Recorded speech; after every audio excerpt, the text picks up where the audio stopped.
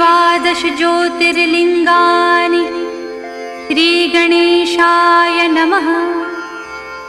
सौराष्ट्रे सोमनाथं च श्रीशैले मल्लिकार्जुनम् उज्जयिन्यां महाकालम् ओङ्कारं ममलेश्वरम् परल्यां वैद्यनाथं च डाकिन्यां भीमशङ्करम् सेतुबन्धे तु रामेशं नागेशं दारुकावने वाराणस्यां तु विश्वेशं त्र्यम्बकं गौतमीतटे हिमालये तु केदारं घृसृणेशं शिवालये एतानि ज्योतिर्लिङ्गानि सायं प्रातः पठे नरः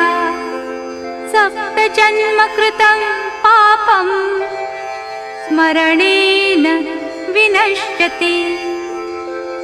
इति 12 ज्योतिर्लिङ्गस्तोत्रं सम्पूर्णम्। ॐ शिवार्पणमस्तु।